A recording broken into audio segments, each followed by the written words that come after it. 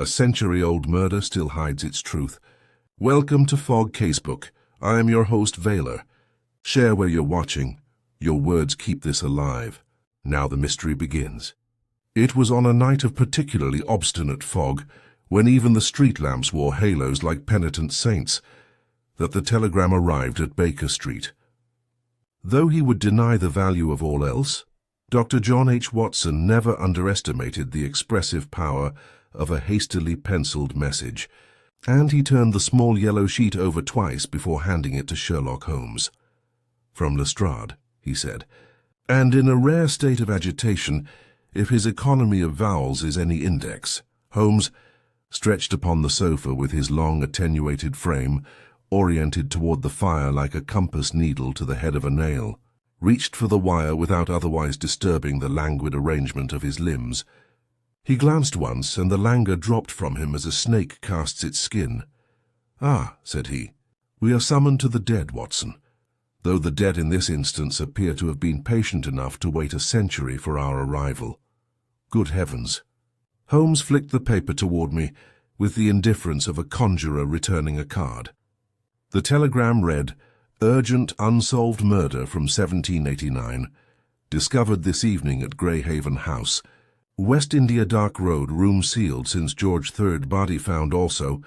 An impossibility. Need you at once." Lestrade there was, I admit, a warmth that took me under the collar then, which no coal fire could supply. Holmes was already upon his feet, the Persian slipper knocked from the mantel with the heel of his hand as he sought his pipe. He had not asked if I was inclined to go, and I was glad of it, for there was no question that I should. "Your revolver, Watson. Not for any human mischief, perhaps," he added, with a gleam that might have been amusement, but because old houses are full of ill-considered floorboards and the vermin of several reigns. In the fog, the growl of the cab learned to creep along walls and window-sills before it reached the ear. We rolled eastward in that muffled city, where the river smells of pitch and onions and the exhalations of empire, and where the warehouses along the docks stand like vast, sleeping pachyderms. Lestrade awaited us with his collar up and his moustache beaded with dew, in front of a house whose windows were dark in a fashion that seemed deliberate. Greyhaven House, so the little detective informed us, had been in the possession of the Penrith family since the last year of the American War. Its present occupant, Sir Alistair Penrith, had lately let a portion to a shipping office, reserving for himself a suite at the rear. Replastering a wall in the oldest wing, the workmen had come upon a second, hidden wall of brick. Between the two, in a cavity scarcely large enough to kneel within, they had found a thing to chill any labourer's industry. "I shall not have you unnecessarily disturbed," Lestrade said, drawing us through a narrow passage. "But once you've seen it, you will understand why I sent for you." Holmes lifted his lamp high as we entered that part of the house, which still wore its Georgian bones without disguise. The corridor was panelled in dark wood, and smelled faintly of beeswax and old leather, a scent to which the river had added its own damp endorsement. We descended 3 steps, and turned to a door which the inspector opened with that air of anxious self-importance he always assumed when he wished to control Holmes's first impression. Inside, all was plaster dust and the shivering glitter of the loose lime that hangs in the air like snow seen in a lantern beam. The outer wall was jagged where the workmen had hammered through, and some good fellow had endeavoured to lay down sailcloth to keep the debris in one place. But the eye was drawn at once to the inner wall, now split down its centre into a mouth-like opening, and to the cramped recess beyond, where a figure sat as though patiently waiting for release. He, or what had been he, wore the remnants of a coat cut in that severe, high-breasted fashion which I had seen in Hogarth prints and in the portraits of minor parliament men at country inns. The cloth had rotted at the seams and fallen away upon the shoulders like burnt paper. The head, slumped forward, startled me more than any skull my medical training had acquainted me with, for some peculiar dryness had mummified the features, preserving a startling intimation of expression.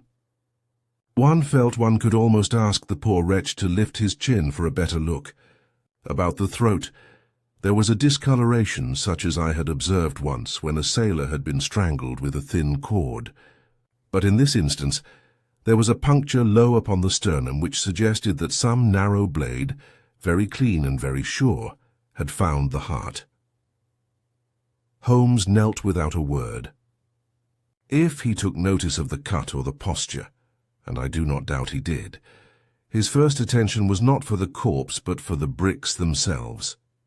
He ran his long fingers, with that almost feminine delicacy of touch he could command, along the blunt edges of the cleft wall, then stooped to sniff at the mortar. Presently he scraped with the blunt end of his penknife and placed a few grains upon his palm. "Do you observe, Watson," he murmured, "that there is a gradation in this mortar from the inner layer to the outer? The older is brittle and leaves a distinct odour of, yes, unslaked lime long trapped. The newer is chalkier, coarser, and carries the faintest trace of lampblack as from a stove-maker's hand. There has been a later hand here." Lestrade bristled at once. "No later than 100 years, Mr. Holmes, if you grant me the dust upon every ledge." The cavity was hermetically sealed. "The windows in this wing have been painted shut since my father's day." Holmes did not answer him. He had reached lightly into the recess with a pair of tweezers, which he produced from his breast pocket with that magician's air which never entirely left him, and coaxed from beneath the corpse's left boot heel a scrap of something crumpled. He unfolded it with the same tenderness I have seen him bestow upon a strip of cigarette ash. It was a torn triangle of newsprint. Even through its grime I could read the heading, and my exclamation must have betrayed me. Holmes looked up with a flash of his grey eyes that was almost laughter, though there was not an ounce of mirth in it. "You see it, Watson?" "Yes, the Morning Chronicle. And the date, I read it. This morning." Lestrade's face became a study in wounded dignity. "We have searched each man. None has pockets torn. No one has left the room since the thing was found. The paper could not have been placed there after we broke through. The man's heel sat upon it, and we lifted him with every care. Yet there it is.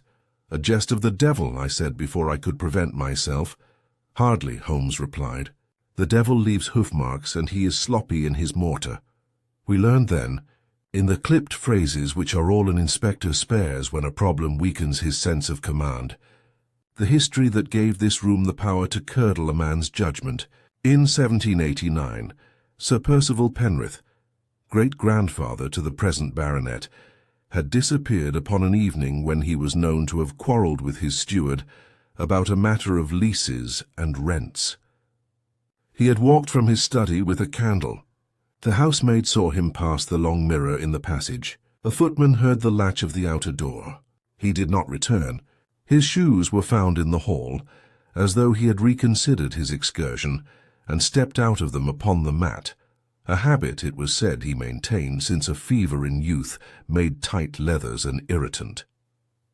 Thereafter, Greyhaven House had endured what old houses endure: whispers, a portrait veiled in crape, the two cousins who ceased to speak, and a line in the newspaper that had more injury in it than any number of tears: mysterious disappearance of a person of quality. "No man ever found a door where there was none," Lestrade concluded. "With something like despair, we have proof now where he went. But we have an impossibility on top of it. How does a paper dashed off at the printing press in Fleet Street find itself under the heel of a man bricked up when Mr. Pitt was drivelling in the house?" Holmes had moved to the window and rubbed with his sleeve at the thick paint until he made a small clean crescent in the glass. He peered out, then brought his head close to the frame, examining the crusted seam where sash met sill. After a moment, he drifted back to the corpse and leaned closely, narrowing his eyes at the puncture below the sternum. I saw his nostrils compress. "A curious sweetness," he murmured. "Death has smells, Mr. Holmes," Lestrade retorted. "And old rooms, too." "True," said Holmes, "but not usually of violet." He rose and glanced around the room with that particular stillness which was his when something had stopped him entirely. He had not the air of a man baffled, but rather of one affronted by a conjurer's trick, whose mechanics he had not yet glimpsed. "I shall want to see Sir Alistair," he said at last. "Also the workman, beginning with the one who struck the first hole. And, Lestrade, it would be a service if you could obtain for me a copy of this morning's Chronicle, the earliest issue. You think it a matter of editions?" Lestrade said, grasping its sense as a drowning man grasps for a rope. "I think," Holmes replied, looking at the corpse with a faint bow, as if apologizing to him for the vexations of the living, "that whoever contrived to whisper across 100 years into this poor gentleman's resting place had more on his mind than a jest. Pray let us not keep him waiting."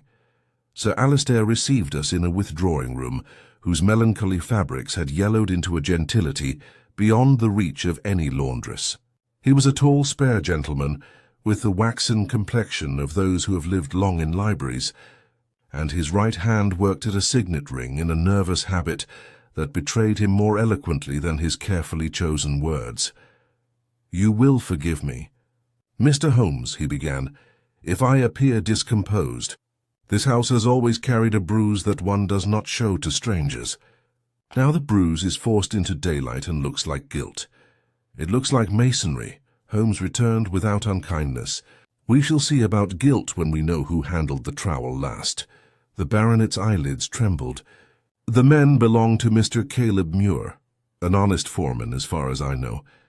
He was repairing an interior wall behind the old paneling to address a persistent damp. No one but his crew has been in that wing since the work began. So I keep that side of the house closed. There are memories."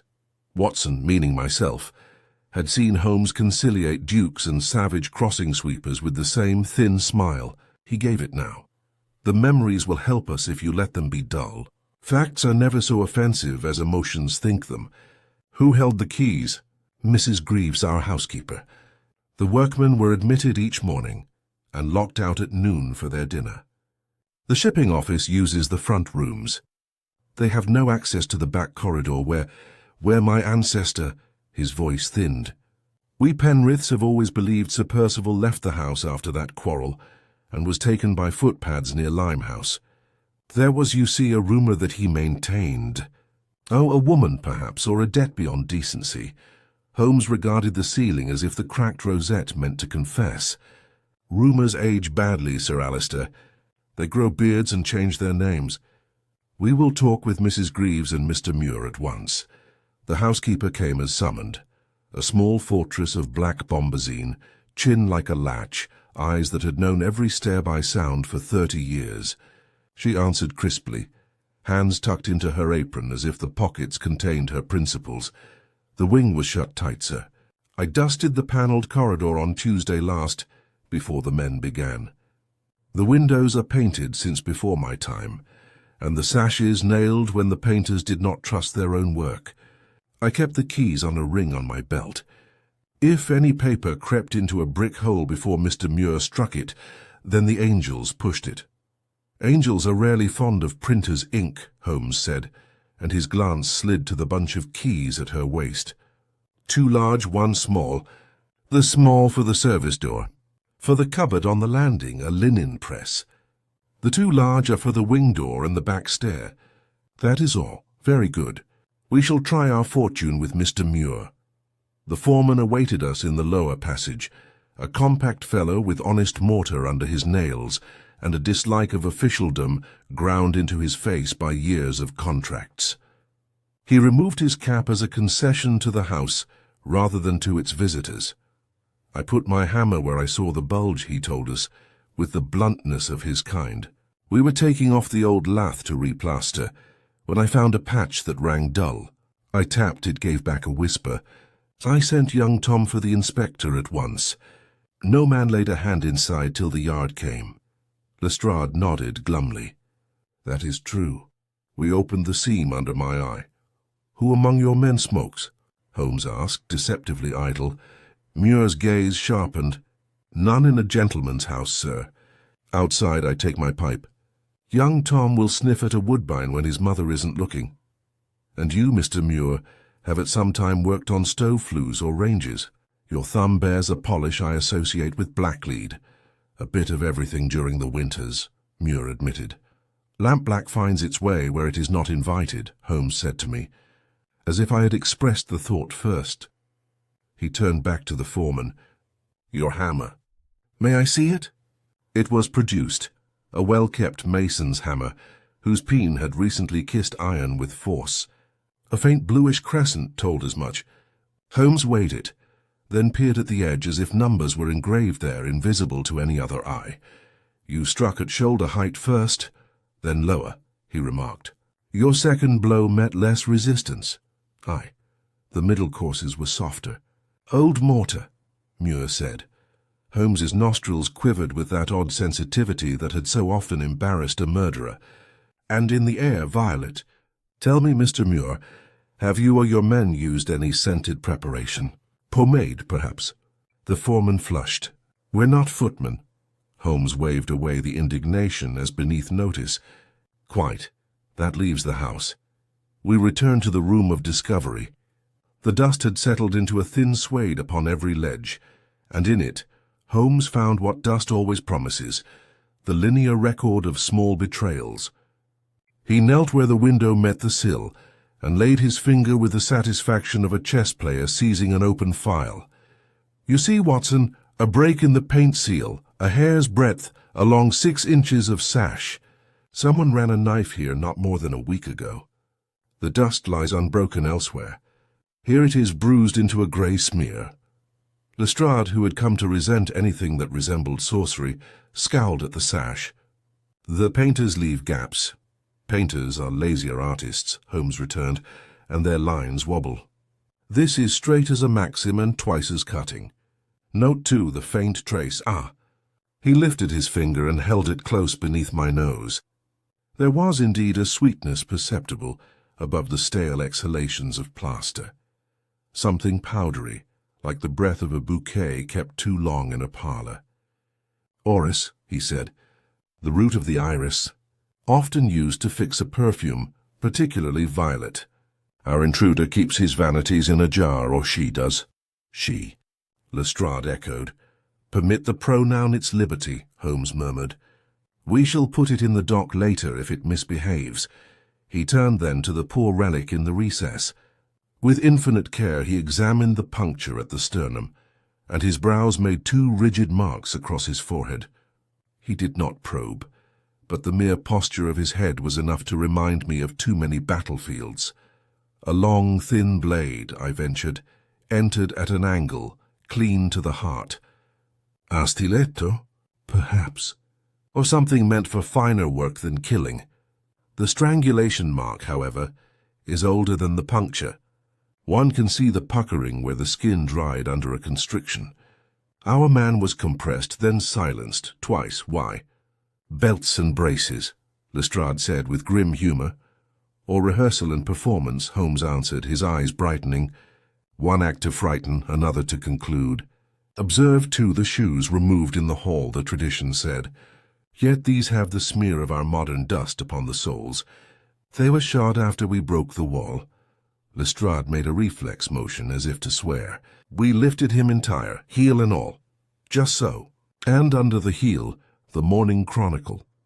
He took from his pocket the grimy triangle he had rescued and unfolded it again.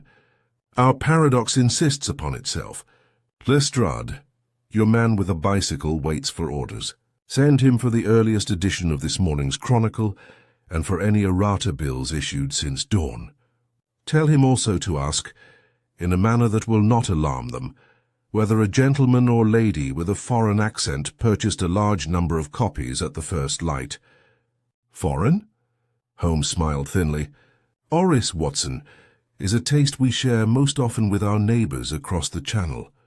I will not yet swear to nationality from a smell, but I will allow it to guide our fishing. When Lestrade had gone to bellow at the unfortunate constable, Holmes turned his attention to the panelling on the wall opposite the recess. He tapped delicately, listening with his cheek to the wood as a physician listens to a chest. At the 3rd panel he paused and laid his palm flat. This house has more throat than it shows, he said softly. A flue, I think, or a dead duct. If a person wished to introduce a small object into that cavity without standing before it like a penitent, there might be a way, through a passage, a cupboard, or a vent. Mrs. Greaves's linen press interests me extremely. We mounted to the landing where the little door crouched in the wainscot like a conspirator. Mrs. Greaves, who had followed in a state of stiff disapproval, supplied the key. Holmes opened upon shelves fragrant with old lavender. He removed the neat piles with the care of a burglar avoiding an alarm, then rapped upon the backboard. It answered with a sound that did not belong to solid architecture. "You will oblige me with your knife, Watson." I handed it, and he prized at a seam so narrow I could not have sworn there was one. The board gave a sigh and swung inward upon hidden hinges to reveal a dark shaft descending into the thickness of the wall. "Sir Alistair," Holmes called, and the baronet's pale face appeared over my shoulder. "Who knew of this?" "No one," he whispered. "I did not." "Someone does," Holmes replied, "and someone has lately used it. The dust along the inner edge is disturbed, and there feel, Watson, the faintest damp. A hand perhaps steadying itself on the descent. Oris again." He closed the panel, replaced the linen with a haste that was precise rather than anxious, and turned that clear grey gaze upon the three of us in turn, baronet, housekeeper, foreman, as if he meant to weigh each pulse beat and judge it. "Until I say otherwise," he announced, "no one enters the wing. Mr. Muir, set a man you would trust with your wages at the door. Mrs. Greaves, keep your keys under your pillow. Sir Alistair, I beg that you prepare your memory for an unkind exertion. Every person who has visited you these last 10 days, whether to call, to beg, or to deliver a circular, must be listed with the hour and the pretext. There is a mind moving against you through time. We must discover whether it steps in from the front or from the past." He smiled then, thin as the line cut in the paint of the sash, and I, who had seen that smile before, felt the familiar stir that was half dread, half delight. The case had ceased to be an impossibility, and become, for Sherlock Holmes, what he most prized, an insult to reason that he could avenge. Holmes descended from the landing with the energy of a man who had glimpsed the corner of a hidden pattern and now strained to see its full design. Sir Alistair trailed behind, pale and visibly shaken, while Mrs. Greaves muttered under her breath like a kettle near the boil. The foreman returned to his men, and Lestrade had yet to come back with his newspaper errand. The corridors of Greyhaven House seemed to tighten around us, as though the very panelling had drawn nearer in anticipation. "Watson," Holmes said as we re-entered the long, dim corridor, "we are not, I think, dealing merely with a curiosity of antiquity. Someone has moved within this house recently, and with deliberate purpose. The matter of the newspaper beneath the heel cannot be accounted for by chance. Therefore we must ask not how a thing endured 100 years, but why a hand in our own day wished us to think so." I nodded, though my mind still laboured at the contradictions. "But, Holmes, how could anyone know the precise place where the recess lay, unless some family tradition guided them?" He cast me a swift look. "An astute point, my dear fellow. Such knowledge cannot have been plucked from the ether. We must assume that some record, some drawing, or some tale preserved through the servants' line provided the clue. The opening in the linen press shows the secret was not wholly lost." As we turned back toward the withdrawing room, Holmes paused and stooped, his fingers brushing the corridor floor. He held up the result, a thread pale in the lamplight with a faint lustre. He rolled it delicately between thumb and forefinger. "Silk," he pronounced, "of a quality more suited to Bond Street than to the apron of Mrs. Greaves. Our intruder has left us a token." Before I could comment, the hurried tread of Lestrade echoed along the passage. He reappeared, cheeks flushed from the fog, brandishing a folded newspaper and a smaller printed slip. "First edition of the Chronicle, and the errata bill you asked for, Mr. Holmes. The lad at the press says a lady came at dawn to buy a bundle of them, 10 copies at least. Dressed well for an accent, though he could not swear whether French or Italian." Holmes accepted the papers without haste, his eyes flickering down the column with that curious rapidity of his, as though the print was not read line by line, but absorbed in patterns. He laid the errata slip alongside. "Interesting," he murmured. "The misprint in the theatre advertisement was corrected in this edition, yet the fragment from the cavity carries the correction. Our intruder did not deposit any stray copy. It was one of these, today's issue and no earlier." "That proves intent beyond doubt," Lestrade exhaled loudly. "Then it's a hoax. Some fool planted the paper to muddle us." Holmes's lips curved faintly. "A hoax is a jest without consequence. This is a message, Lestrade. Messages imply an audience. We must ask ourselves, to whom is it addressed?" "The Penriths, Scotland Yard." Audibert here his eyes gleamed. "To me." Sir Alistair started. "To you, Mr. Holmes? But how could anyone expect you to be summoned?" Holmes regarded him with a patience that was nearly chilling. "Sir Alistair, when one throws a stone into the Thames, one may not know which ring will touch which bank, but one knows there will be ripples. A crime that masquerades as a miracle cannot fail to draw me as a moth to a lamp." He folded the newspaper carefully, slipped it into his coat, and turned toward the housekeeper. "Mrs. Greaves, has any stranger visited in recent days under the pretext of charity or delivery?" The woman pursed her lips. "There was a gentleman with pamphlets on Tuesday last, Temperance League, and a lady with French papers, begging subscriptions to a Parisian relief fund. I sent her away at the step." Holmes's eyes sharpened. "At what hour?" "Near noon. She wore a veil. Did she carry a parcel, perhaps?" Mrs. Greaves frowned in effort. "A roll under her arm, thin, tied with twine." Holmes exchanged a swift glance with me. "Newspapers, Watson." The roll was newspapers. A French lady with pamphlets. What more convenient guise for one who traffics in ink and orris powder? Sir Alistair gave a visible shudder. "But why this torment against my house?"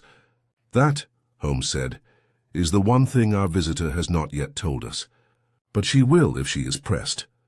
At that moment one of Muir's men entered, cap in hand. "Beg pardon, sirs. There's a matter downstairs. Young Tom found the coal cellar unlatched. We never touch it.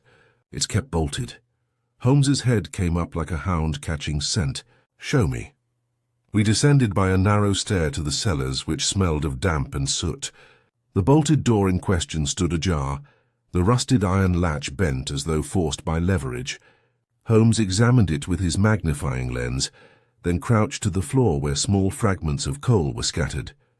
"Watson, note the footprint, narrow, arched, with a sharp heel. A woman's shoe and recent. The dust about it is displaced. Our visitor has been within the hour." Lestrade burst out. "Then she may still be in the house." Holmes shook his head. "No, the trail passes outward.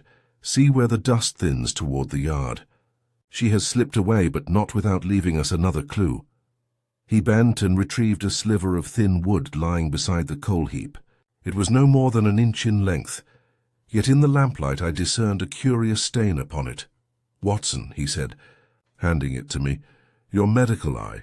I sniffed, then touched the stain with the tip of my tongue. A faint bitterness lingered. "Almonds," I said at once. "Cyanide." "Precisely," Holmes replied. "And here we have the true gravamen of the affair. Not a prank, not a spectral visitation, but a hand skilled in poisons. The violet scent masks the sharper odor, but the traces remain. Our intruder is chemist as well as conspirator." Sir Alistair leaned against the wall, visibly stricken. "You mean she would use such a thing in my house?" "I mean," Holmes said gravely, "that she already has." The puncture in Sir Percival's chest bore the same sweetness. Whoever introduced the newspaper beneath his heel also touched him with modern hands. The crime of yesterday has been grafted upon the death of a century. We stood in silence then, the echoes of the cellar wrapping around us. At last Holmes rose, brushing the coal dust from his hands. "Gentlemen, we are in pursuit of a ghost who is flesh and blood. We must set our nets accordingly. Lestrade, post your men discreetly at each exit. Sir Alistair, I urge you to recall every interaction with that veiled lady." Mrs. Greaves, guard your keys, as though they were your own children. Watson, tonight we must remain here, for I have little doubt that our adversary, having set her play in motion, will soon return to see how well the stage performs. The decision to remain at Greyhaven House that night was made without ceremony. Holmes had the aspect of a man already 3 moves ahead, though I confess that for myself, the weight of the cellar's discovery pressed heavily upon my mind. A corpse preserved for a century was ghastly enough, but the knowledge that a modern hand had laid its mark upon it, and that cyanide had been introduced into the play, lent the affair a menace which no antiquity could soften. Sir Alistair accepted our presence with grave relief, though his dignity compelled him to remark that Greyhaven was not accustomed to hosting guests under such circumstances. Mrs. Greaves, stiff-backed and disapproving, made arrangements for us in the unused wing opposite the crime scene, her keys jangling like the chains of a jailer. Holmes, after a modest supper which he barely touched, took possession of the withdrawing room and spread the evidence before him as a chess master lays out his pieces. The newspaper fragment, the silk thread, the stained sliver of wood, all were arranged with exacting precision upon the table. He smoked, pacing in his restless fashion, while I sat near the fire and observed in silence, aware that my interruptions at such times were as welcome as flies at a picnic. "Watson," he said suddenly, "you recall the mark upon the throat of our unfortunate baronet?" "Distinctly. It bore all the appearance of strangulation." "Just so. Yet the puncture at the sternum spoke of a later assault, more modern in nature. We have then a corpse that tells 2 tales, one of 18th century murder, the other of 20th century interference. It is as if our adversary wished to graft her handiwork upon the bones of history." I stirred uneasily. "But for what purpose? To draw attention to herself, or to direct attention away from some other design?" Holmes countered. "Crimes, Watson, are like stage illusions. The hand that waves the handkerchief is never the hand that palms the coin." Our vigil began. Lestrade stationed constables at each entrance, though Holmes insisted they keep to the shadows and avoid patrols that might alarm the intruder into flight. The baronet retired early, claiming a sick headache. Mrs. Greaves busied herself with the locks, though I noticed she paused frequently to cast resentful glances at Holmes, as though his scrutiny were an affront to the long dignity of the household. It was near midnight when the first disturbance came. A faint creak echoed through the corridor, not the careless tread of a servant, but a sound deliberate and hesitant, as of weight placed with caution. Holmes, seated upright in his chair, raised a finger to still me. The fire had burned low and the room was thick with shadows. We waited. Again came the sound, closer now, followed by the whisper of fabric against wood. Holmes rose noiselessly and slipped to the door. He motioned me to follow, and together we advanced into the corridor, my revolver ready in hand. The passage lay in near darkness, save for the weak gleam of a lantern at its far end. We approached it slowly, the air thick with that faint powdery sweetness I had begun to dread. At the turn of the passage stood the linen press, its door half open. Holmes crouched, his magnifying lens appearing as if by conjury. The dust upon the floorboards is displaced, freshly so. The intruder has passed this way not 5 minutes since. Come, Watson. He pushed the cupboard door wide. The shelves lay bare of linen, thrust aside as we had left them earlier, but the backboard now gaped open. Beyond yawned the narrow shaft leading down into darkness. A faint draught stirred from it, carrying with it the unmistakable scent of orris and something sharper beneath. Holmes's eyes glinted. Our quarry travels by the private road, Watson. Quick, the lamp. We descended the shaft in silence, my heart thudding with each rung. At its base lay a narrow passage, bricked on either side, which wound into the bowels of the house. The damp air closed about us, broken only by the echo of our cautious steps. Presently the passage opened into a small chamber, its ceiling low and arched, the floor littered with coal fragments. A second door stood opposite, unlatched. Holmes examined the ground by the light of his lamp. The same footprint as before, a woman's, narrow and with a pointed heel. "See here, Watson, how the coal dust is pressed more heavily on the left. Our lady carries something weighty." The door led us to a narrow stair climbing upward. We ascended, Holmes in front, his revolver drawn now as silently as my own. At the top of the stair was a second concealed panel, which Holmes eased open with infinite care. We found ourselves looking into Sir Alister's study. The fire was out, but a candle burned low upon the desk, casting a flickering light across ledgers and papers. And there, bent over the desk with her back to us, stood a veiled figure clad in dark garments. Holmes moved with the precision of a striking cat. In an instant, his hand was upon her wrist, forcing her upright with a strength that belied his spare frame. She gave a cry, half startled, half furious, and in her free hand I glimpsed a slender knife, its blade gleaming wickedly in the candlelight. Before she could turn it, Holmes wrenched it away and flung it upon the desk.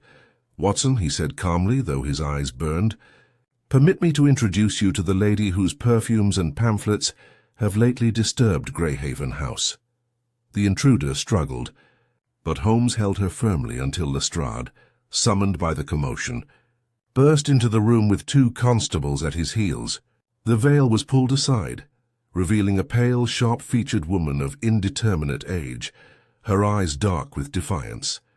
"You have no right," she cried in a foreign accent, French by the sound of it. "This house is cursed. The truth must be told." Holmes regarded her coldly.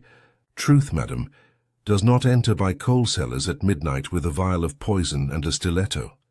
You have sought to embroider the death of Sir Percival Penrith with your own sinister thread. Why? That, I think, we shall soon learn." Sir Alister appeared at the doorway, his face drawn with shock. "Good heavens, who is this woman?" "That," Holmes said, releasing her arm to the constables, "is precisely what we must discover. But mark me, Sir Alister, the murder of your ancestor has been made the stage for a new crime, one conceived with calculation and menace. This lady is no mere curiosity-seeker. She plays a deeper game, and until I have traced it to its conclusion, none within these walls are safe." The woman laughed then, a low, bitter sound that lingered in the room, even after the constables had led her away. Holmes stood silent for a long moment, his profile etched sharp against the candlelight. Then he turned to me, his expression grave. "Watson, tonight we have caught the actor. Tomorrow we must learn who wrote the play." The woman was lodged in a small chamber under Lestrade's guard, but she refused every question with a stubborn silence. Even when Lestrade resorted to his most forceful tone, she answered with little more than a contemptuous glance or a cryptic remark in her accented English. Holmes, far from impatient, observed her conduct with the quiet absorption of a naturalist studying a rare insect. At last he left her in the inspector's care and returned with me to the withdrawing room, where the fire had sunk low and the air still bore the faint sweetness of her perfume. "Watson," Holmes said, seating himself with that air of controlled energy which never misled me, "what do you make of her behavior?" "She appears to me," I replied, "a fanatic of some sort. Her words suggest she believes herself the champion of truth, or at least she wishes us to think so." Holmes inclined his head slightly. "A reasonable deduction. Yet consider, if she desired merely to proclaim some hidden injustice in the Penrith family, why the midnight entry, the vial of poison, the elaborate masquerade of newspapers and secret passages? Fanaticism is noisy, Watson. It does not creep by coal cellars with a stiletto in hand. No, this lady is not here to reveal a truth, but to conceal one." He rose and paced the carpet, his long fingers clasped behind him. "The thread of silk, the violet perfume, the newspaper, all these are deliberate signatures. She wanted us to notice them. It is the very extravagance of her clues which persuades me that they are not the essence of her design, but the veil over it. She is an actress playing to an audience she believes intelligent enough to appreciate her gestures. The question is, who forms that audience?" At that moment, Sir Alister entered, his expression drawn and weary, yet his curiosity overcoming his agitation. "Mr. Holmes, what have you learned?" Who is this woman? She is no one known to me or my household. Holmes regarded him with cool scrutiny. That is precisely what troubles me, Sir Alistair. She is no casual thief. She chose Greyhaven House deliberately, and she acted with knowledge of its secret passages. Someone must have placed that knowledge within her reach. Now tell me plainly, has there been any recent dispute concerning your family papers, property, or inheritance? The baronet hesitated, his hand tightening upon the back of a chair. There have been some disagreements. A distant cousin in France has laid claim to certain shares of our estate, citing an old entail. But the matter was dismissed by the courts years ago. I had thought it buried. Buried things, Holmes said softly, have a disquieting habit of clawing their way to the surface. This cousin, name? Henriette de Vaurien. She is the granddaughter of Percival's sister, who married abroad. But she cannot possibly be concerned. She is elderly, bedridden, and quite without resources. Holmes smiled without mirth. A bedridden grandmother can employ an able granddaughter. Bloodlines, like debts, are seldom extinguished. Sir Alistair paled. You think— I think, Holmes interrupted, that the lady we apprehended tonight is more than a trespasser. She is likely a Devorien, acting to revive an old quarrel under the guise of exposing a murder unsolved. But we shall not be content with conjecture. We must test it. Lestrade entered then, exasperation written plain upon him. She'll say nothing useful, Holmes. Just stares at me as though I were the criminal. We may have to wait until morning and march her to the yard. Holmes shook his head. If you remove her now, Lestrade, we lose the play before its climax. No, she must remain here tonight under watch. Tomorrow we shall test her patience in a different manner. And so the night wore on. Holmes refused sleep, preferring to sit at the desk with his files and instruments. I, less steadfast, dozed in a chair, roused now and again by the crackle of the fire or the scratch of Holmes's pen as he made some note. Toward dawn I awoke fully to find him standing by the window, pale in the grey light, his violin in hand. He drew from it a low contemplative melody that carried a strange sadness through the room, and I knew by long acquaintance that his mind was working with unusual delicacy upon some hidden strand. Breakfast was a muted affair. Sir Alistair ate little. Mrs. Greaves bustled with offended propriety. Lestrade scowled over his coffee. The woman, still under guard, remained silent, though once I caught her gaze fixed upon Sir Alistair with such intensity that I could not mistake the hostility in it. Holmes saw it too, though he said nothing. Afterwards, Holmes requested that we all repair to the Chamber of Discovery once more. The body of Sir Percival had been respectfully covered, but Holmes directed the constables to withdraw the sailcloth. He examined the corpse again, particularly the puncture wound, then turned to our prisoner. Madam, he said with an abrupt directness that startled us, you are of the house of Devorien. You came here to weave your own crime upon the fabric of an old one, but you miscalculated. You believed no one would see the thread you stitched. Permit me to demonstrate. He beckoned me forward. Watson, the wound at the sternum, please describe it as you saw last night. A narrow puncture clean to the heart, consistent with a stiletto or similar blade. Just so. Yet observe, Lestrade, Sir Alistair, Mrs. Greaves, the edges of the puncture bear no sign of decomposition. The skin around it is unnaturally fresh, as though touched yesterday. And indeed it was, for this woman, when she entered by the secret way, brought a modern implement, perhaps even the very knife I took from her hand, and pressed it into the century-old flesh. The result was an impossible crime, a corpse from 1789 bearing the wound of 1900. Do you see, Watson? A manufactured miracle. A murmur ran through the room. Sir Alistair pressed a handkerchief to his brow. Lestrade stared, half indignant, half awed. Then it was a trick. An elaborate trick, Holmes corrected, meant to lend force to a claim. For if the death of Sir Percival could be shown as the result of some family treachery, if modern discovery confirmed old whispers, then the Devorien line might find new ammunition in their pursuit of Greyhaven. Our lady sought not justice, but advantage. The woman's composure faltered at last. "You know nothing," she burst out, her voice sharp with passion. "My family was robbed by the Penriths, who silenced my great-aunt's brother. The truth will out, whatever you say."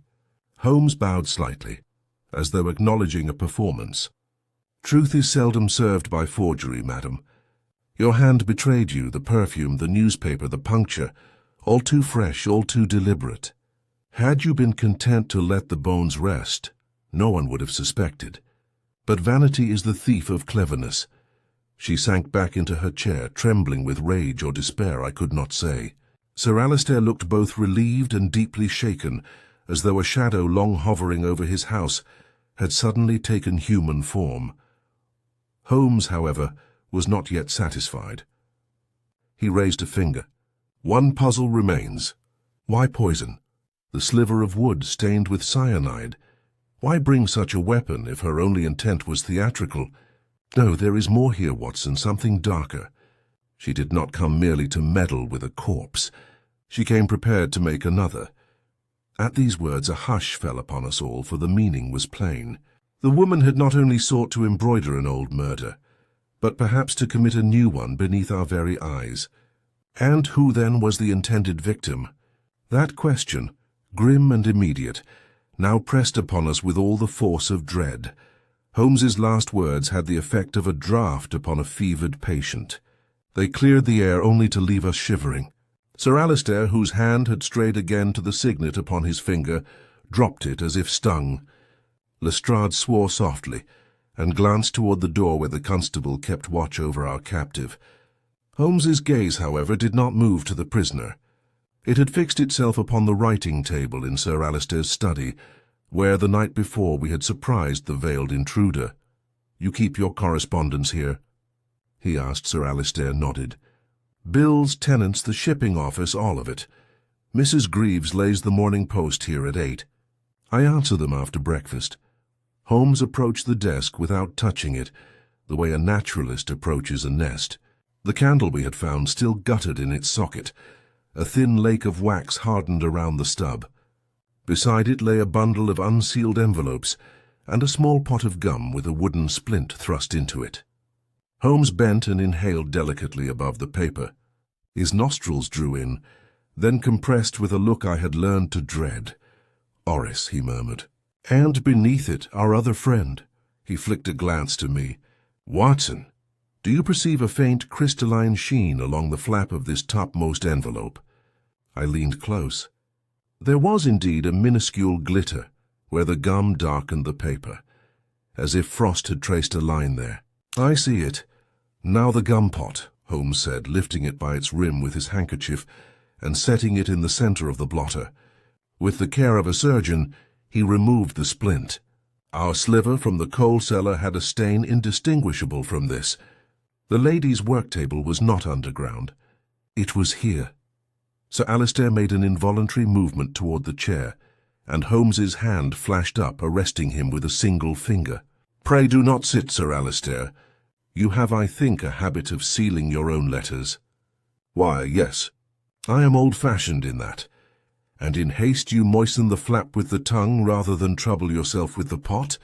Sir Alistair's face drained before my eyes. "Not always, not invariably, but yes." Holmes's voice was very gentle. "To kill a man of method, one must anticipate his method. The poisoner who came last night prepared these few envelopes with a dressing that a gentleman's habit would take willingly. Oris to flatter the nose, a lethal crystal masked in the gum, a candle to work by, and the secret passage for entrance and retreat. It is exquisite in its cruelty, because it would have been mistaken for a seizure at the breakfast table. The house would call a doctor. The doctor would call it the heart. The letter would go out in Mrs. Greaves's hand as though nothing had happened. Our lady is no mere claimant. She is an artist." A sound escaped the baronet that was neither word nor groan. He took one faltering step and steadied himself against the mantel. Lestrade, face grim, jerked his head toward the door. "We have enough to charge her, Holmes." "We have enough to charge an instrument," Holmes returned, his eyes cool. but I do not discharge my revolver at a hand without knowing the arm behind it. She had knowledge that was not hers, knowledge of the secret way of Sir Alistair's routine, of the very hour when the post is laid. That requires a tutor. He took from his pocket a small case, and in a moment had contrived a crude test upon a scrap of the gummed flap. Nothing elaborate, merely the application of a reagent that turned the merest edge of the moistened paper to a dull, sullen blue. He nodded once, satisfied, and closed the case. "Lestrade, have your man bring a basin and water. We shall dissolve the danger and render these trifles as harmless as any handbill." "Mrs. Greaves," he called, and the housekeeper appeared, her face like a reprimand. "From this moment nothing is to be set upon this desk without my knowledge. You will keep the Morning Post in your apron until I inspect it." Mrs. Greaves drew herself up. "In my apron? Mr. Holmes, this house has not—" "This house," Holmes said, not unkindly, "has not yet buried its present baronet. Humour me." Something in his tone, iron wrapped in courtesy, compelled obedience. She curtsied, lips tight, and withdrew. Sir Alistair, recovering a measure of composure, said hoarsely, "I shall be in your debt for my life." Holmes's smile was a mere line. "Let us earn the promissory before we accept it. Tell me, who besides Mrs. Greaves has the run of this room when you are not in it?" "No one. The servants dust but do not meddle. The shipping clerks never pass beyond their door." "And yet," Holmes said softly, "a lady walked in the night as though invited." He turned to Lestrade. "Allow me 5 minutes with her, in your presence if you wish." We found the prisoner seated very straight upon a hard chair, as if posture could defend what argument would not. She did not look up when we entered, though the pulse moved visibly at her throat. Holmes remained standing. It was his habit to deny a seated comfort to those he meant to discompose. "You prepared the envelopes," he said without preface. "The gum bears your perfume. The splint from the pot matches the sliver by the coal. You intended Sir Alistair to die at his desk with a letter to the land agent half sealed in his hand." Her eyes flicked to him then, defiant, yes, but with a trouble behind the defiance that did not escape me. "You make poetry of guesses," she said. "I reserve poetry for better subjects," Holmes replied. "You will find me prosaic to a fault in the matter of motive. An old claim, a new debt, a pressure from Paris, these are pedestrian themes. But there is a note in your voice, madam, not of greed. Pride, perhaps, or fear for whom?" She laughed once, short and unconvincing. "For the truth. For someone else." He let the silence lengthen until it became a device, then added almost idly, "Your accomplice will not thank you for your silence. Accomplices seldom do. They are brave with you in the dark and economical with you in the dock." A flicker, no more, crossed her face. Lestrade, who misses nothing that looks like surrender, leaned forward, but Holmes lifted a hand to check him. "You had a guide in this house," he continued. "For you knew of a linen press that is a door, of a coal cellar with a bent latch, of the precise hour when a housekeeper lays out the post. You knew, moreover, that Sir Alistair seals his letters with his tongue when pressed for time. That last is not in any archive in Paris. It is in the eyes of someone who watches him at breakfast." The woman's fingers tightened upon the arm of her chair until the knuckles gleamed. "You are clever," she said in a low voice. "Clever men make prisons with words. But you cannot bind blood with them." "On the contrary," Holmes said, "blood is the easiest substance to bind. It congeals at once."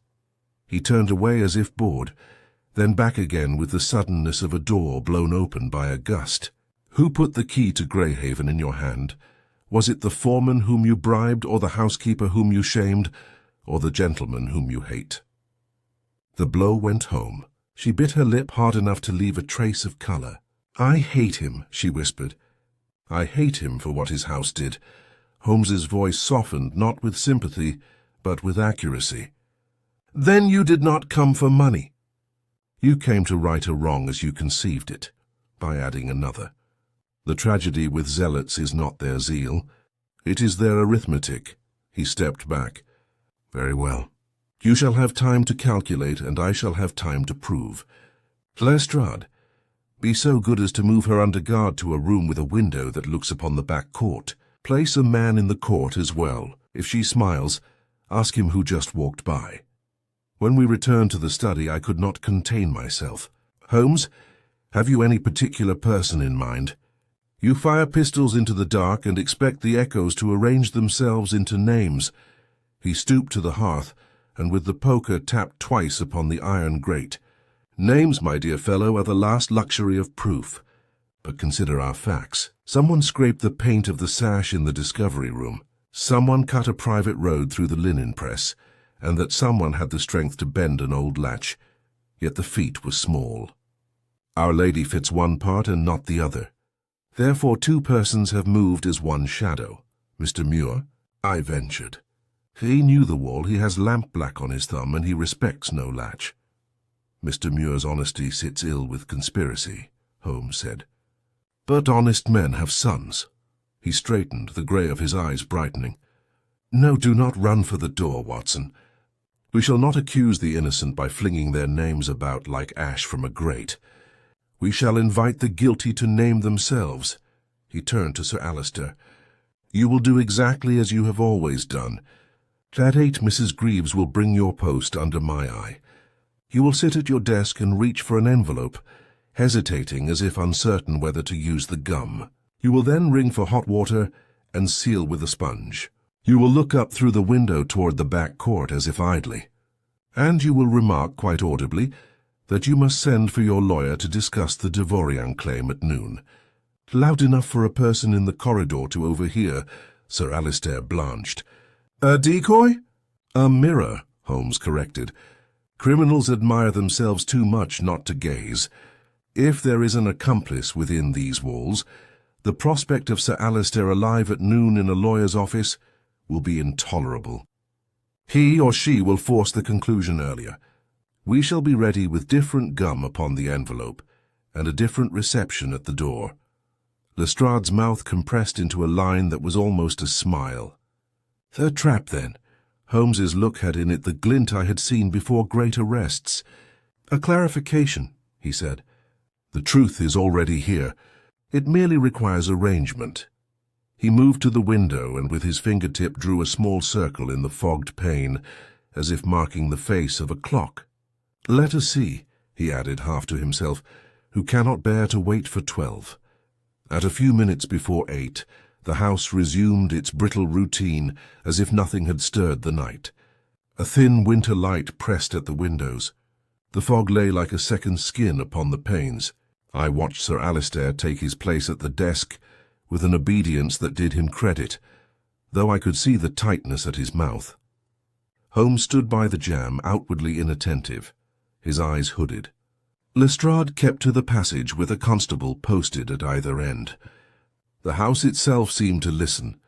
Mrs. Greaves entered with the post in her apron, as instructed, and laid it out with stiff exactitude. 3 bills, 2 circulars, a note upon a card tray bearing the crest of a neighbouring justice of the peace. Holmes received the gum pot in his handkerchief, glanced at it and set it aside. Sir Alister took up an envelope and, as rehearsed, hesitated with it poised at his lips. Hot water, he said aloud with a slightly theatrical perplexity. I shall sponge the seal. The bell had scarcely ceased when a maid appeared with a small tray, a steaming jug, a saucer, a sponge that gleamed with drops. Holmes's head turned the merest fraction. I caught the same breath, faint and powder-sweet, that had haunted the corridor. Put it there, Holmes said, pleasantly careless. The girl set the tray down. He moved with the same apparent indifference, and his lens flashed once at the sponge's surface. His hand, light as a moth, brushed the rim of the saucer and came away with a pinhead's worth of residue. He let it touch the tip of his tongue and, without change of expression, nodded to Lestrade. In the passage, he said mildly, "Do not alarm them." Lestrade went out at once. Holmes picked up the sponge between finger and thumb, carried it to the hearth and pressed it once only, against the hot iron of the grate. A bitter breath rose and vanished up the chimney. "Prussic acid in the pores," he said to me. Her creature who has learned to think in capillaries. Mrs. Greaves had gone pale. "Mr. Holmes," she whispered, "that sponge came from the scullery. I filled the jug myself and sent Mary up." "I do not accuse your kitchen," Holmes returned. "The poison was placed after the kitchen, before the desk. Which is to say, in this corridor, by a hand that knew to be here at this moment." A scuffle sounded beyond the doorway. Boots sliding, a chair scraped, Lestrade's voice clipped and hard. We reached the hall in time to see a slight figure in a mason's cap twist like an eel and wrench one hand free of a constable's grip. He darted left, collided with the wainscot and rebounded straight into Lestrade's shoulder. The inspector closed upon him with the unromantic competence of a man who has known too many alleys. "Young Tom," Holmes said without exultation, as if noting the weather. "I feared as much when I smelt Woodbine at dawn." The boy's face, he was hardly more than that, flashed between defiance and panic. Coal smut had made a mask of his cheeks. In that mask his eyes looked too large. A canvas satchel had spilled at his feet, a thin pry-bar, a small file, a gum-pot stoppered with cork, a roll of waxed thread like silk, and the wicked, needle-thin blade I had seen in the night. "Leave off your wrestling." "Glad," Lestrade said, hauling him upright. "You're in the yard's books now." Tom spat toward the skirting, then glanced up the stair toward the wing where the veiled woman sat under guard, and the bravado broke. "You said you'd not touch her," he said. Not to Lestrade, not to me, but to Holmes with a fervor that was almost a plea. "She's not for irons." Holmes looked at him with a weary clarity that was kinder than pity. "She is for justice, boy, as are you. Which will be lighter if you choose it quickly. Why cyanide in the sponge?" The boy's mouth worked. I don't know the names. She gave me the bottle and showed me the trick. It drinks into the holes and waits there like breath in a lung. It goes in easy when a man squeezes it. She said it would be quick and decent and not like a tanner's vat. And the latch in the coal cellar? Holmes's tone did not change. Tom's gaze fell to the pry-bar. "Old iron gives if you ask it right." Holmes's glance flicked to the roll of thread. "And the scrap we found in the corridor. Your master's wife does not sew with Bond Street silk." "It tied the papers," Tom muttered. "She had me bind 'em neat like a shop. She said gentlemen don't touch a thing looks ragged." Mrs. Greaves made a small sound, a mixture of outrage and grief. "In my passage, in my house." Holmes lifted a hand. "We will have your house back presently, Mrs. Greaves. Tom, listen to me. The woman upstairs, what is her name to you?" He stared at the floorboards as if they might be merciful. "Camille," he said at last. "She said Camille was enough. Devoria?" Holmes asked. Tom's jaw tightened. "She said the name was dirt in this country. She said the old ones in this house took what wasn't theirs and bricked a man up for asking. She showed me the picture in a book, a woodcut. Said his mouth was shut 100 years and asked, wouldn't I open it for him?" Holmes's eyes went to Sir Alister, then back. "And you opened it by closing another.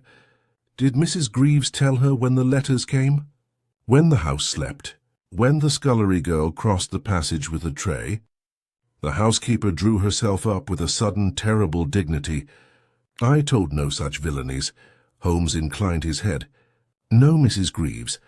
You told a respectable visitor at the door that Sir Alister answered his post after breakfast, while you were airing the linen.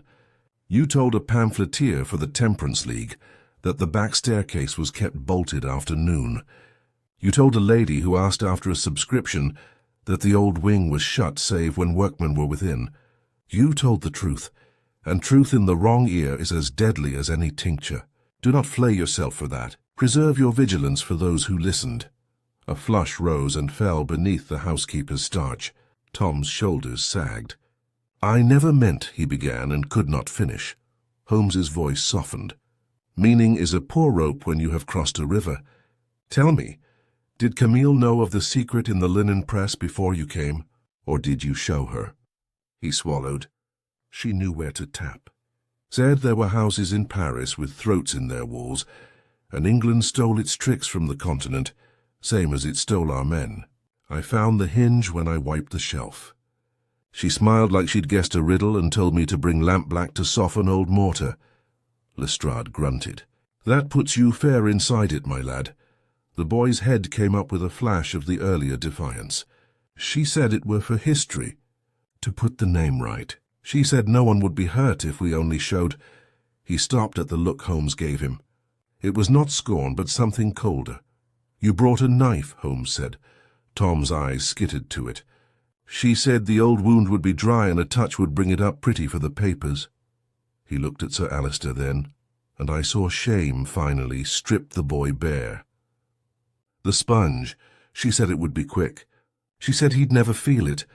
Holmes turned away a fraction as if the air were close. Lestrade, remove him. Keep him separate from the lady. If she speaks, let her speak into her own silence. As the constables led Tom off, Holmes remained very still. Sir Alister released a breath he might have held since dawn. Mrs. Greaves, hands clenched at her apron, whispered, Mr. Holmes, is this the end of it? The beginning, Holmes said. We have seized the hand and the glove. The arm is yet to show itself. He sat abruptly as if the decision were a weight dropped. Consider the sequence.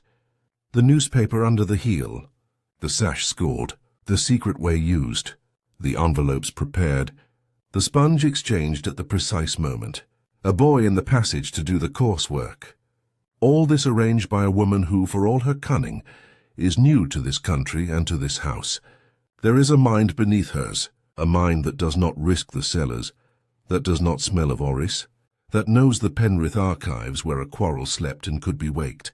Sir Alister, very low, said, Whoever they are, Mr. Holmes, they have read our history better than we.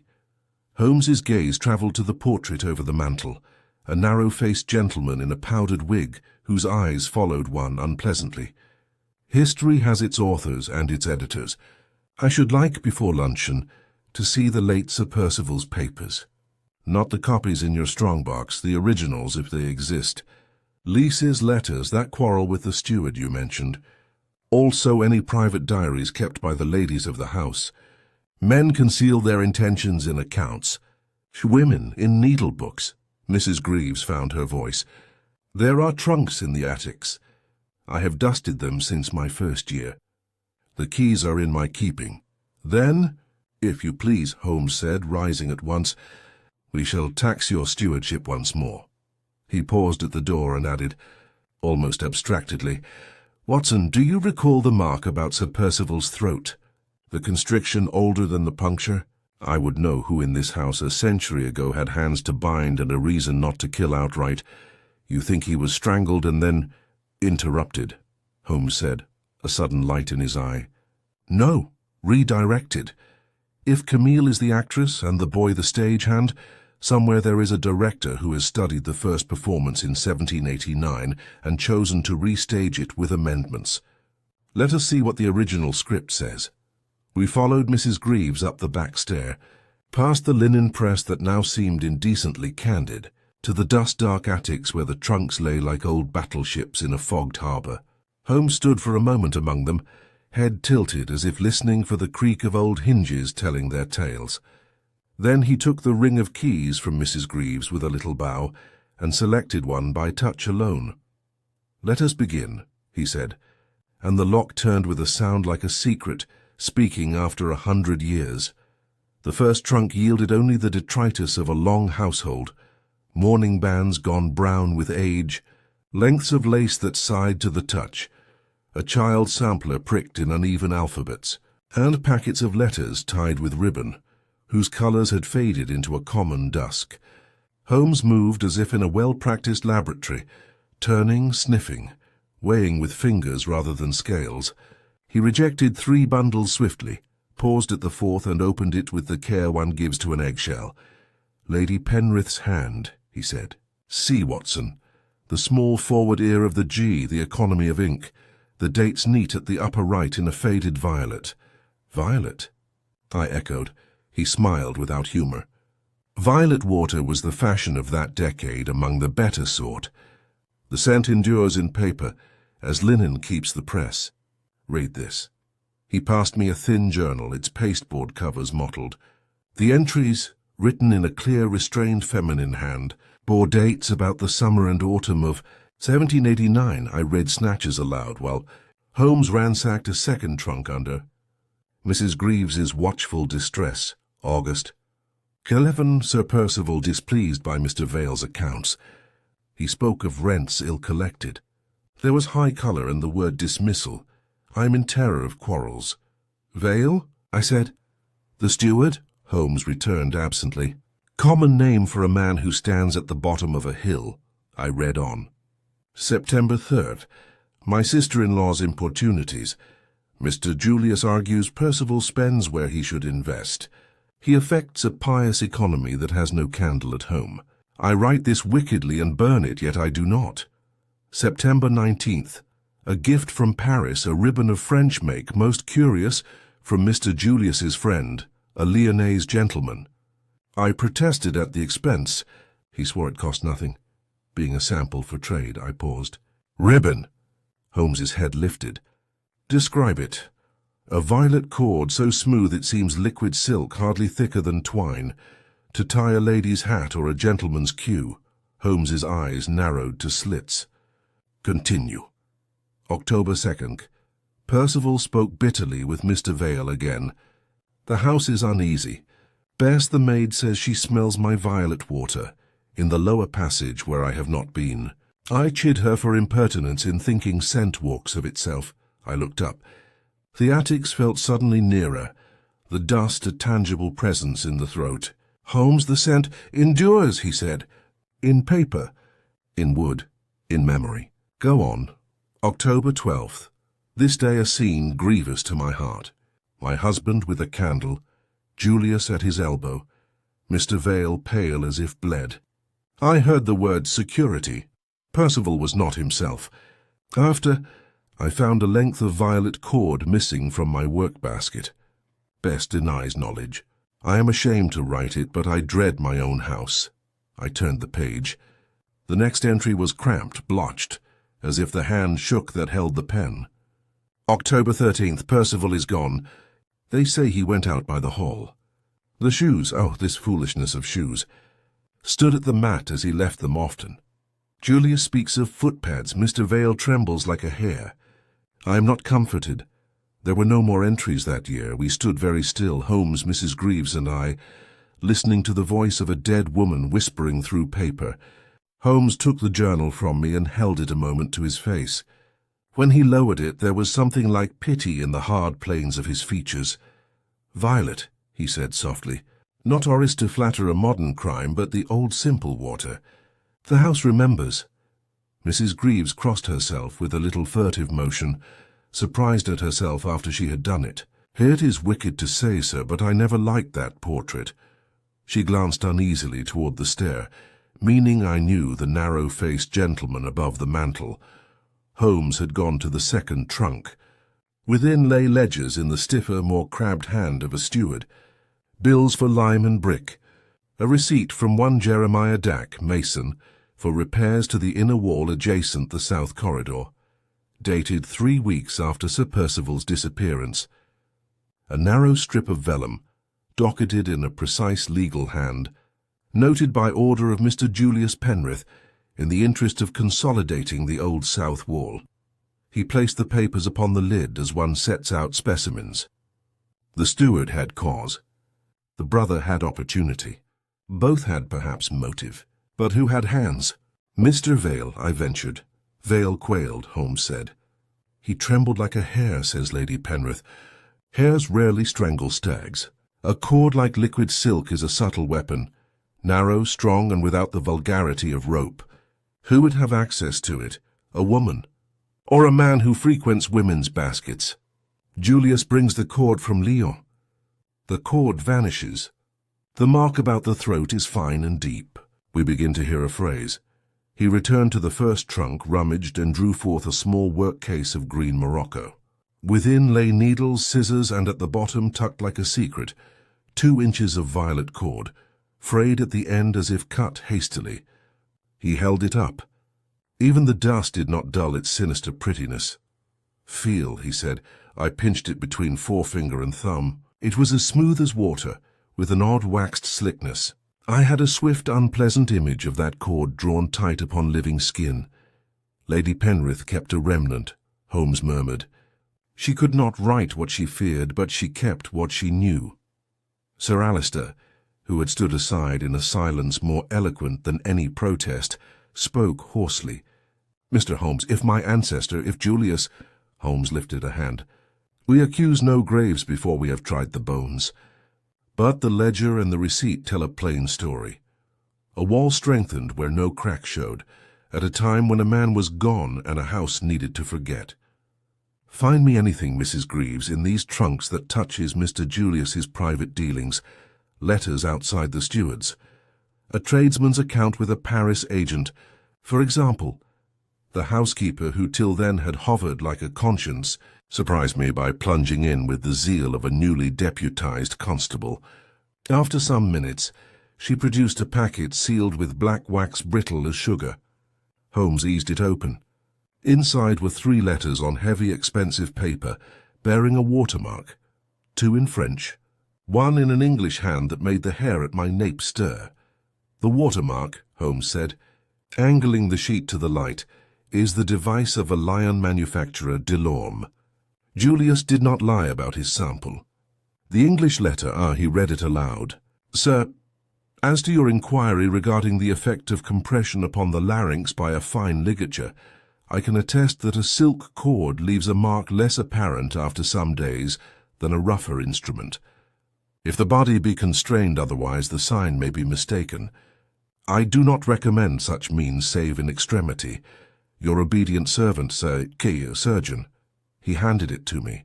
The hand was the prim, exact script of a medical man of the last century. I felt a heat of shame on behalf of my profession, and then involuntarily counted back upon my fingers. "Sasi Kuma. Could it be a provincial name?" Holmes said shortly. "We need not identify the ghoul to credit his advice," Julius asked. The man answered, "It is not proof of action, but it lifts the corner of the cloth." He turned again to the ledger. "Mr. Vale pays Jeremiah Dack for bricks and lime. Lime is the undertaker of consciences. We are in the neighborhood of truth." He closed the trunk with a decisive hand and straightened. "Now, Watson, attend. The strangulation scar upon Sir Percival's neck was older than the puncture. The puncture was new. The wall tells us that after the disappearance a second wall was raised, an inner skin. The steward's payment is 3 weeks after. Long enough for a corpse to know, for a rumour to settle. I suspect that Sir Percival did not die at once. He was bound. Perhaps he swooned. Perhaps they meant to remove him, and were prevented.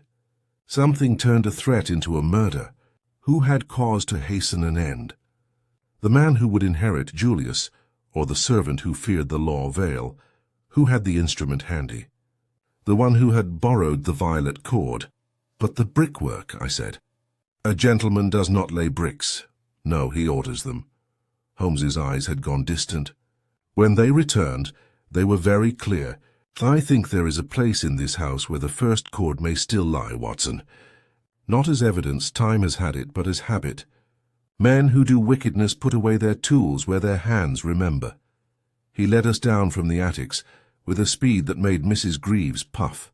In the panelled corridor of the south wing, he stopped not at the recess, but at the opposite wall, the one he had tapped the day before, and laid his ear against a panel 3 from the end. His fingers moved lightly along a moulding. There was a click, slight as a mouse's foot, and a strip of wood swung outward 2 inches. Dust breathed upon us. "Hold the lamp level," he said, and slipped his hand into the cavity. I saw his face bend, then harden.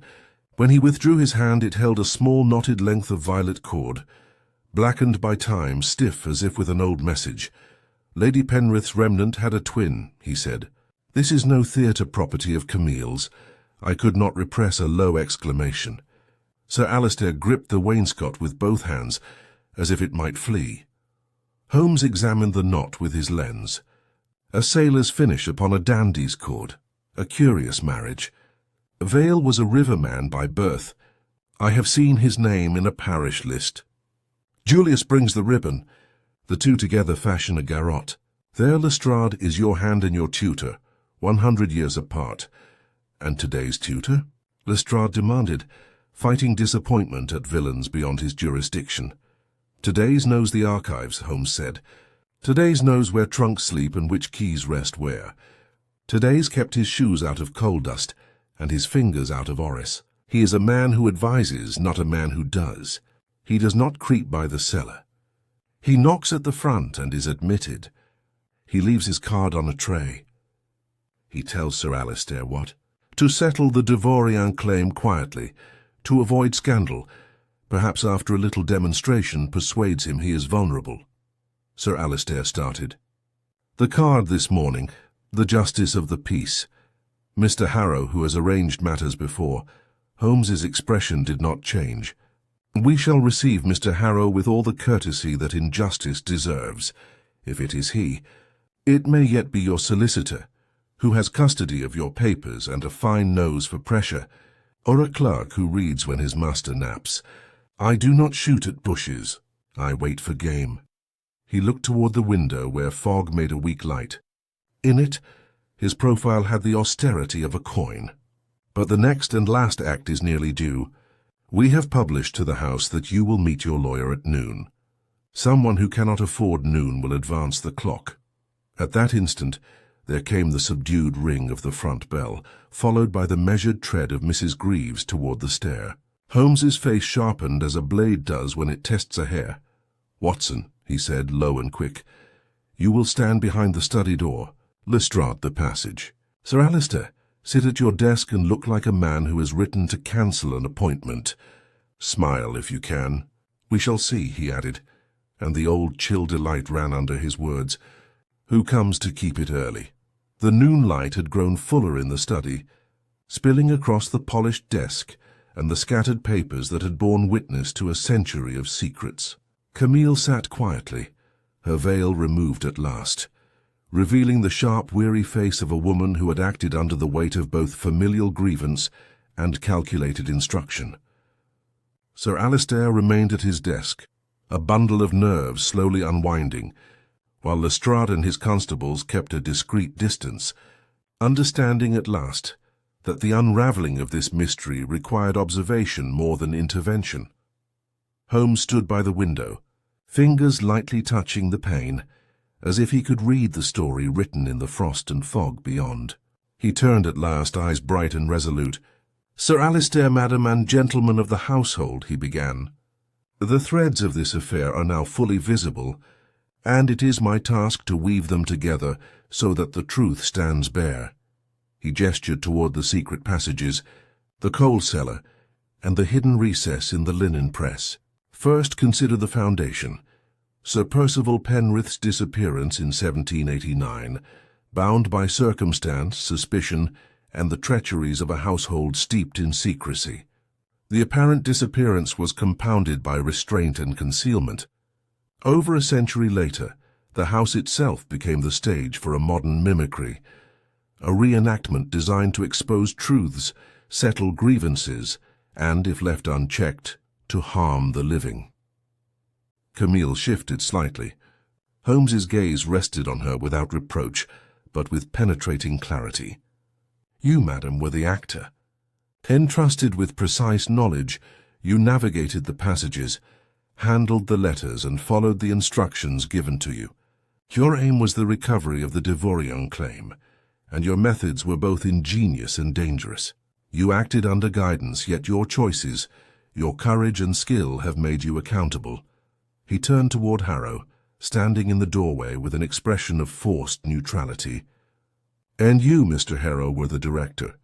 It was you who orchestrated the timing, the signals, and the placement of the young boy as intermediary. Your knowledge of the house, the letters, and the daily routines permitted this intricate display. Your aim was exposure, not death, yet the risks were real. The law will judge your orchestration, but it is your hand that shaped the outcome. Sir Alistair, pale and taut with apprehension, spoke finally. So it was not mere chance, but a carefully designed plan. All this into which my household was drawn? Holmes inclined his head. Yes, Sir Alistair.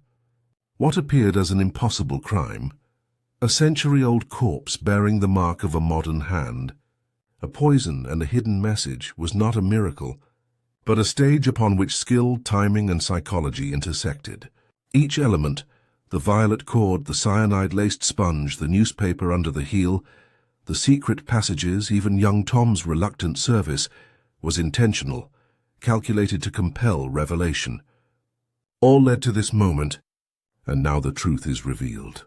Camille's eyes, misted with tears, met Sir Alistair's. "I only wished to restore what my family lost," she whispered. Holmes's tone softened, though it retained its precise authority. "Intent does not excuse danger, madam, but it does explain purpose. You have been an instrument in a larger design, a design guided by Mr. Harrow, whose knowledge of history and of this house permitted the play to unfold. The lesson is that even the cleverest schemes, when stretched across time and human frailty, leave traces. Observation, patience, and reasoning uncover them." Lestrade stepped forward, a mixture of relief and admiration evident. "So the matter is solved? The intruder, her accomplice, the ancient mystery, it's all so clear." Holmes's eyes flickered toward the hidden recess, then to the coal cellar, the trunks in the attic, and the scattered documents on the desk. "Clear, yes, but not without consequence. The century-old secret has been illuminated, the present-day plot revealed. Justice and prudence now take their course. The household may breathe, the truth stands, and the errors of both past and present are accounted for. But remember this, the smallest detail may carry the weight of a century, and the most subtle hand may direct events more surely than the most blatant force." Sir Alistair exhaled slowly, the tension leaving him. "I cannot thank you enough, Mr. Holmes. My house, my family, my peace, they are restored in part at least." Holmes's expression softened, a faint trace of satisfaction playing across his features. "Restored, yes, Sir Alistair, but tempered by vigilance. Houses remember what men would rather forget, and truths once uncovered cannot be concealed again. Today the century-long enigma has been unraveled, and the actors exposed. Tomorrow life returns, but with greater caution, I trust." Camille lowered her gaze, a shadow of remorse upon her face. Holmes turned toward her one final time. "You have acted with skill and dedication. Let the law consider your actions and your guidance. Your role is evident, and your part in the drama undeniable. Yet the true lesson lies in the detection, the reasoning, and the patience that has allowed all these strands, ancient and modern, to be brought to light." As he stepped back, Holmes's grey eyes swept the room, lingering on the scattered papers, the restored trunks and the hidden recesses, then finally upon us. "Watson," he said softly, "observe how order emerges from chaos. Every detail, no matter how minute, has contributed to the resolution. Every action, intentional or coerced, has left a trace. It is the duty of the investigator to see these traces, to follow them with reason, and to construct the narrative of truth." I watched him, as I had so often, with a mixture of admiration and awe. The air in Greyhaven House seemed to shift, lightened by understanding and the careful dismantling of fear. The mystery that had lingered across 100 years was resolved, its threads carefully untangled by a mind unparalleled in deduction. Holmes's gaze finally softened toward Sir Alistair. "And now, gentlemen, madam, let us leave the house in peace. The past has spoken, the present has acted, and the consequences shall follow their proper course. It is a rare pleasure to witness clarity born of such complexity, and I am content for the moment to step aside and allow life to resume." Sir Alistair exhaled, a deep sense of relief washing over him, while Camille, escorted under watchful guard, seemed diminished yet strangely composed. Lestrade straightened, eyes bright with admiration and professional satisfaction. Holmes turned to me, the faintest smile tugging at his lips. "Watson, the case is complete. The century-old mystery has been solved not by chance, but by observation, reason, and the patient exercise of the mind. Let us leave Greyhaven House, assured that the shadows of the past have been dispelled, and that the intricate web of deception has been unraveled to its last thread. And with that, the mystery that had lain dormant for 100 years was finally brought into the clear light of understanding, its secrets laid bare by the relentless logic, precise observation and indomitable skill of Sherlock Holmes. Greyhaven House, silent now, seemed to breathe once more as if relieved that truth had at last prevailed.